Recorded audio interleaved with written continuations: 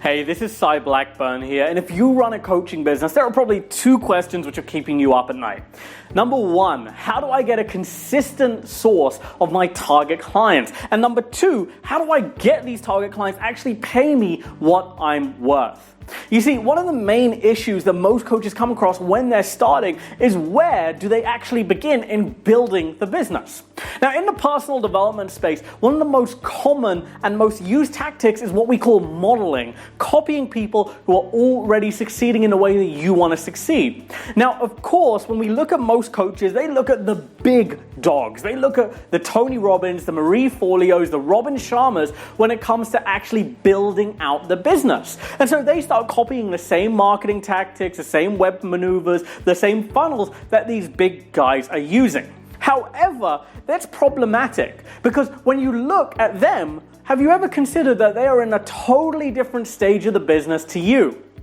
And so when it comes to actually modeling them, the stuff which gets their business to work is going to be very different than the stuff that gets your business to work. Consider it a little bit like this. It's trying to steer a dinghy in the same way that you would try to steer an oil tanker. The fundamental laws of physics are different between a smaller and larger boat. And that is the same with a coaching business. You see, you've got to look at what makes the Tony Robbins, the Marie Forleo businesses run. You see, even Tony Robbins has a team of hundreds of people. He has researchers, other coaches, speakers, financial professionals, all looking into what is actually going to be the next best move for them.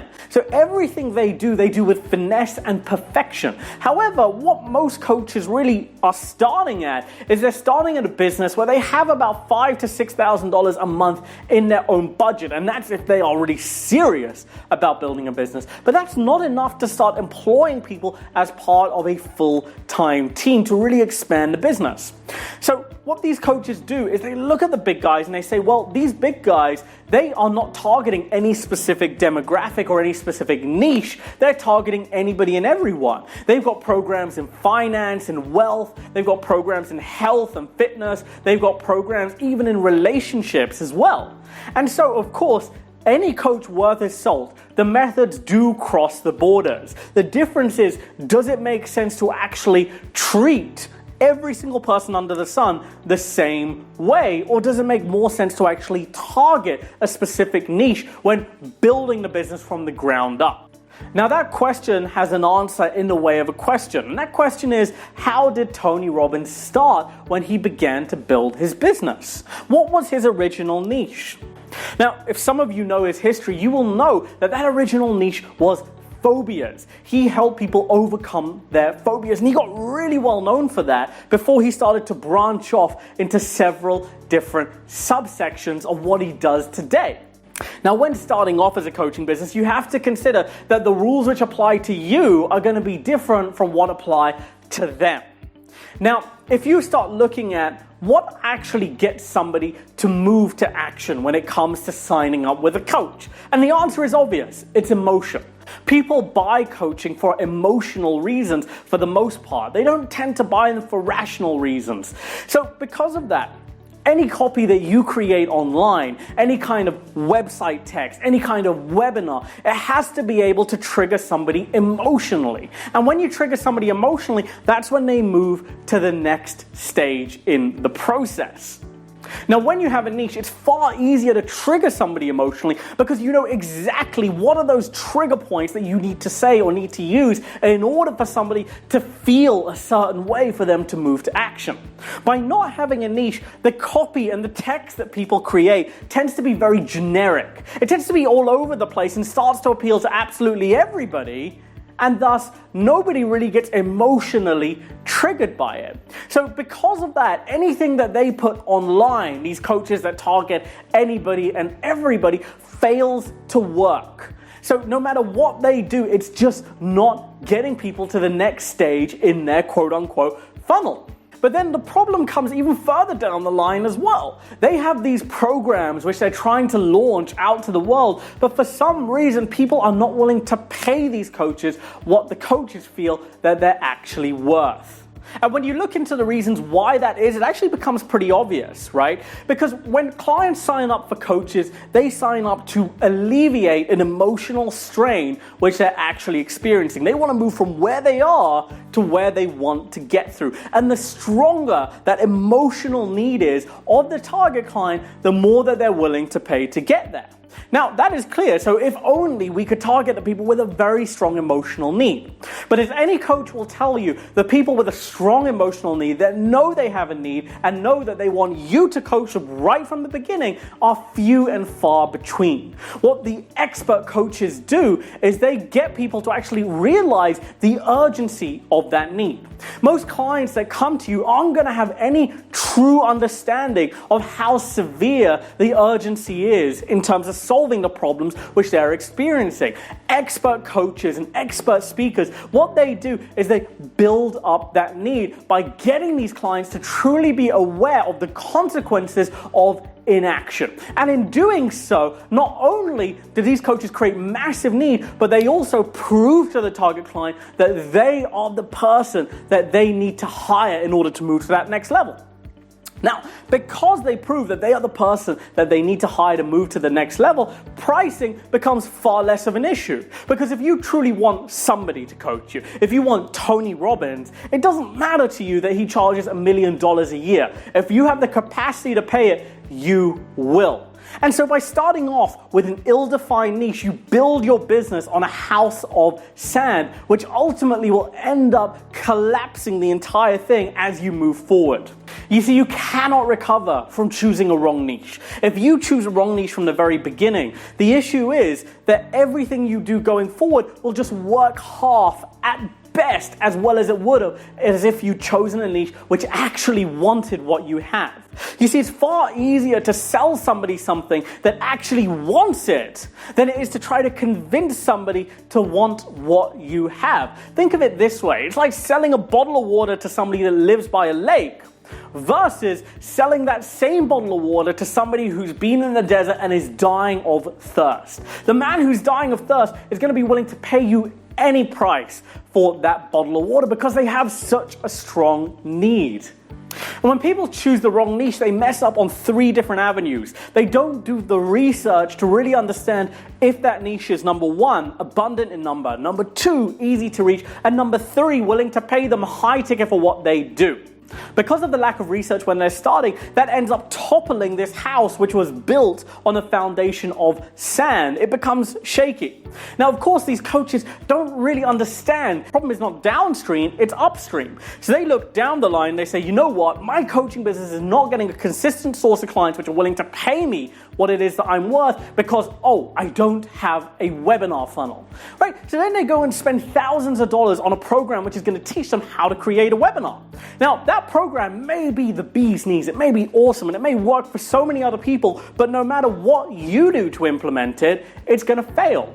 And the reason that it's going to fail is because the copy that you create on the webinar, meaning the text and the verbiage that you use to speak to your target audience, does not trigger them emotionally because it's not targeted at a niche which has the demand for what you do.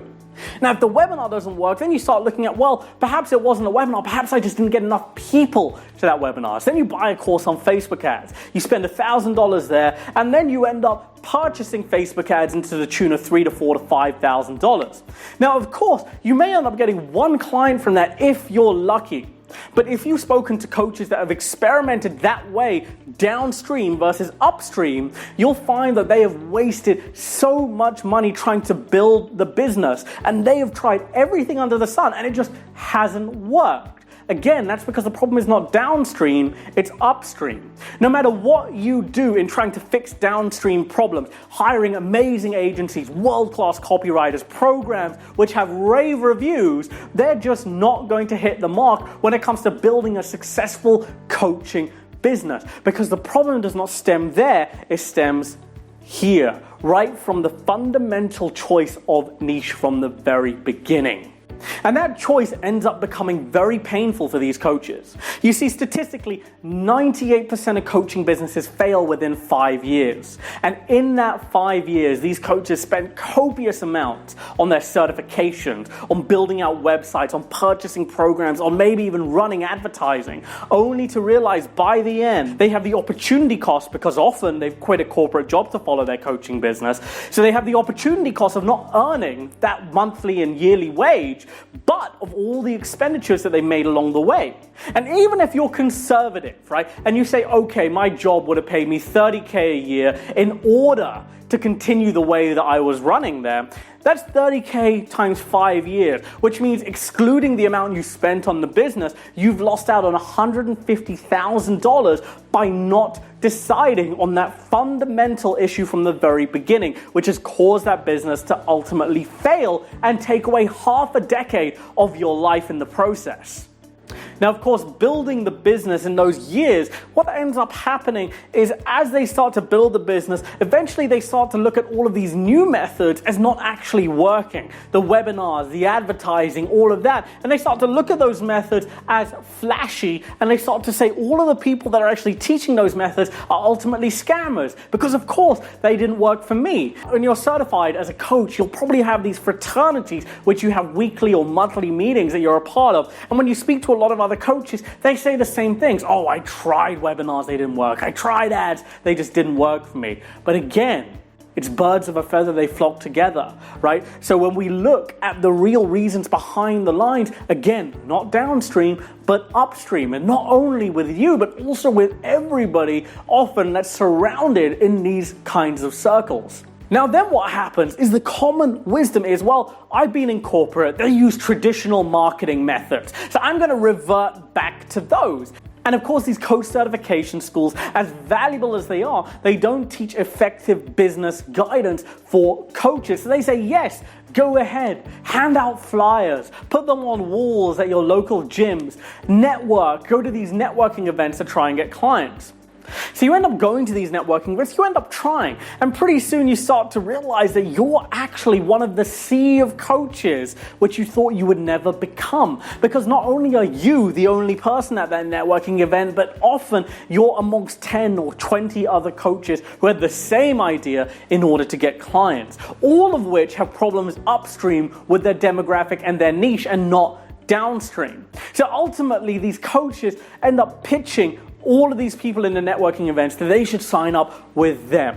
Now, if you do end up finding a client who's actually perfect for you, the thing is, you can't really emotionally trigger them in a way where they say, you are the coach that I want and I will pay any price to get you. You become what we call a commodity, meaning that you're one of many coaches. So ultimately, you can price yourself higher and higher and higher, but what happens when a client doesn't really want you, they just want a generic coach. All of a sudden, the client looks at you and compares you with somebody else, and they say, well, John is an apple and Jane is an apple, so therefore I'm just going to go with the cheapest apple. In the client's mind, it makes perfect sense to do that. Now, from the coach's perspective, quite often, if you calculate the amount of time traveling to networking events, spending time going back on average 3 to 4 in order to get a single client, that's between 20 to 30 hours worth of work to get a client that is not willing to pay you what you're ultimately worth. Now, of course, in the world of inspiration and personal development, we have a level of integrity with ourselves that we know we need to give something to the world. We need to contribute in a way which transforms our fellow man's life. But during this entire process, the self-doubt starts to kick in. Slowly and surely, you're starting to wonder, is this what the business is going to be? Is this what I signed up for when I first decided to build a coaching business? So slowly and surely, there's this little niggle in your ear, an earworm kind of wiggling away. And it's an earworm of cynicism and self-doubt. But you ignore it in the beginning because you know that you have a mission to go out in the world. And it's noble that these coaches end up doing that. But as the days turn into weeks, and the weeks into months, and the months into years, this little wiggle in their ear starts to scream and shout at them, "What are you doing?"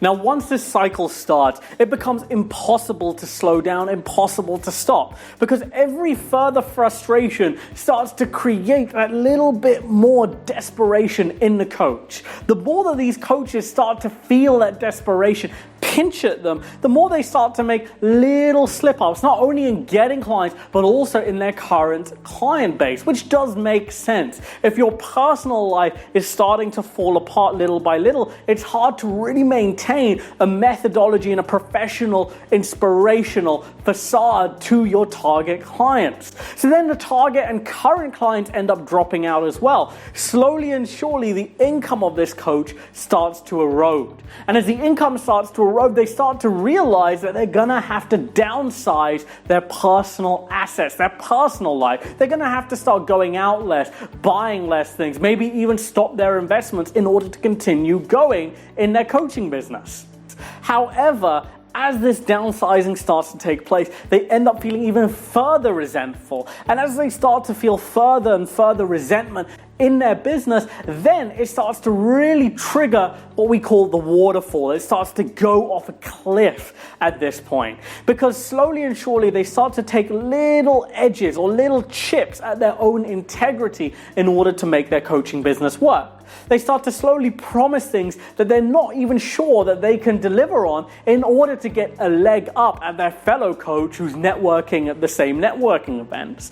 Now, slowly and surely, the clients start to see, wow, you know what, this coach is over-promising and under-delivering. So then the reputation of the coach suffers, which means that word of mouth ends up not working anymore. But pretty soon, as somebody has taken a little step over the line of integrity, they say, well, you know what, I can take another step and another step and another step. In fact, it's even necessary that I forego my initial integrity line and move it further in order for me to get clients. Because if I don't do it, this other coach will. And then as the years go on, the line has moved so far away from where it originally started that this coach ends up becoming the antithesis of everything that they thought they wanted to be when they first started their coaching business. Pretty soon, their friends and family start to realize that the motivation, the inspiration that they had when they started is starting to fade.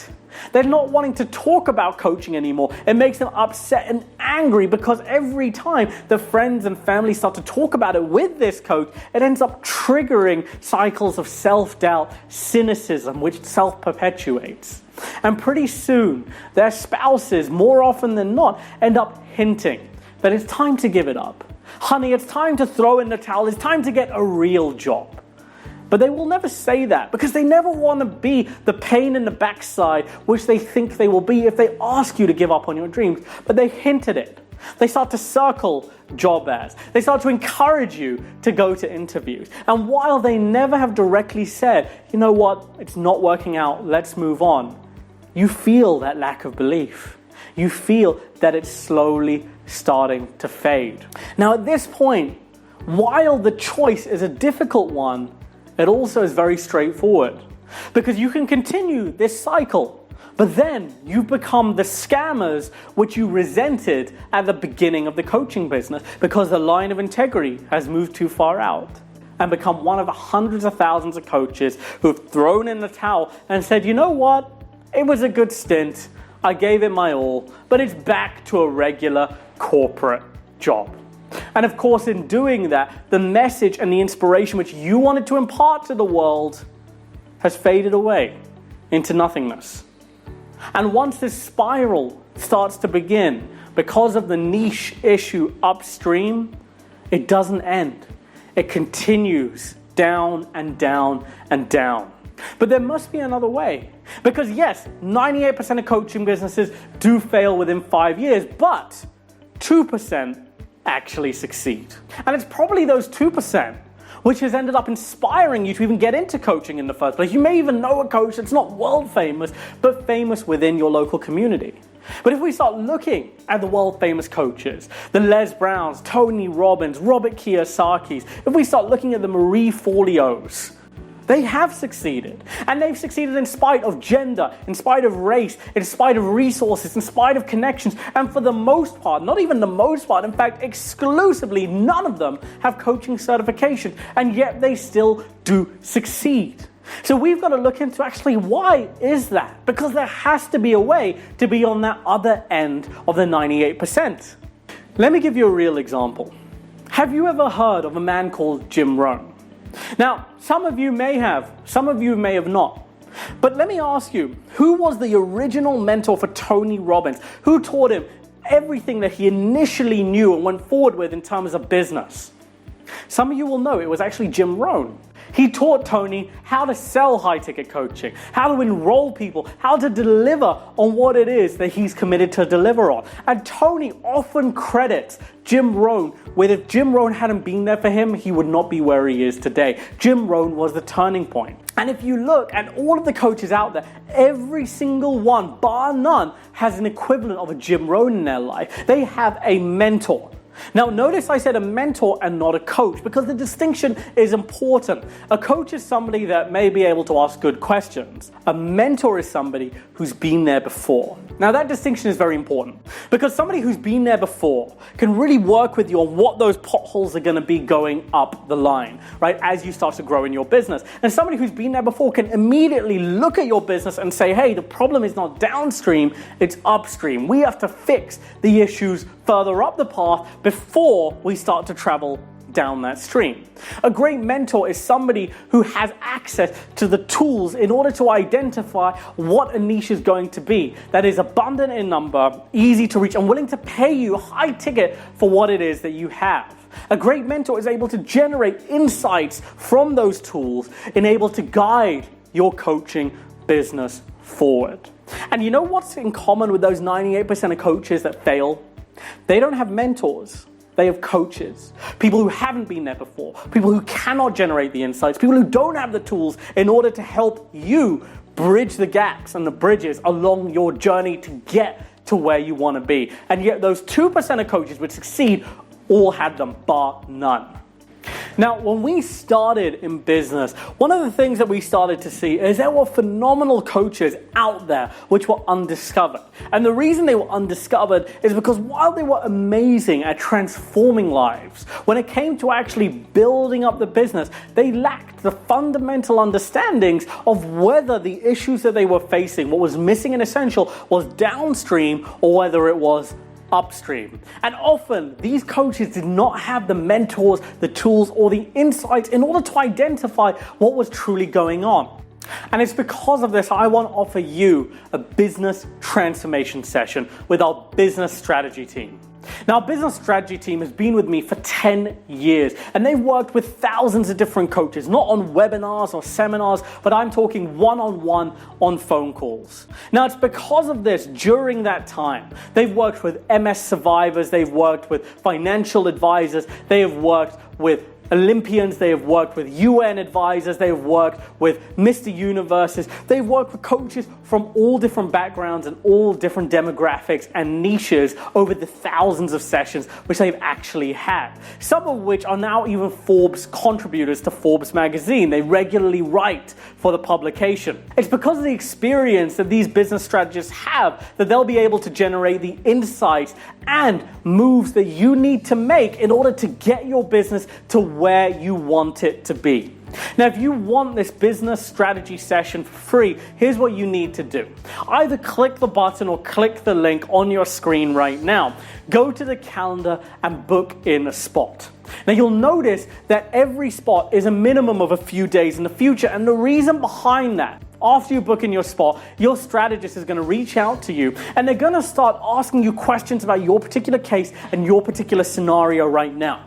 So when it comes to the call itself, they'll be fully prepared in order to generate the insights that you need to identify what's missing and essential to get your business to where you want it to get to. So be sure that you book in that spot, because unfortunately we only have a few business strategists which are qualified to give you the insights which you actually need right now. And because of that, we just don't have as many spots as we'd like to give out. So it does come in as a first come, first serve basis. And once the spots are taken up, unfortunately, they are gone. So if you are still seeing this video, there may be hope. Click the button or the link, go to the calendar and see whether you can nab a spot. With that being said, I'm looking forward to seeing you book in your business transformation session.